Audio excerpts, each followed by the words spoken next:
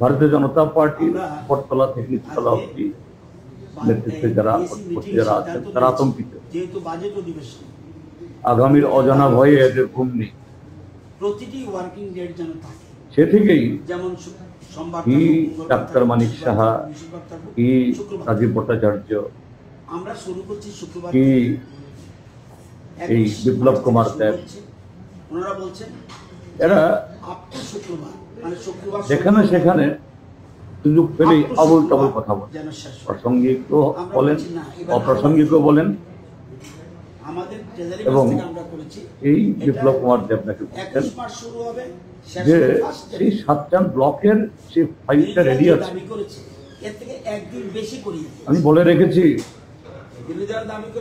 মুখ্যমন্ত্রী ডাক্তার মানিক সাহাকে ফাইলটা খোলার জন্য। আমি বিপ্লব কুমার দেব বা তাদের দলকে উদাত্ত আহ্বান জানাই। তিনি জিতেন্দ্র চৌধুরীকে নিয়ে সমস্ত কথা বলছেন এবং আমি প্রকৃত ঘটনা বলি, এই জিতেন্দ্র চৌধুরী তখন আর ওই ঘটনা যখন হয়, আর সেই ব্যক্তি যাকে সিপিআইএম এই অনিয়মের কারণে বের করে দেওয়া হল, তিনি প্রথমে জয়েন করলেন তৎকালীন বিরোধী দলে, তখন বিজেপি ছিল না। আর পরবর্তী সময়ে তিনি বিজেপির একজন দেবতুল্য কার্যকর্তা হয়েছে।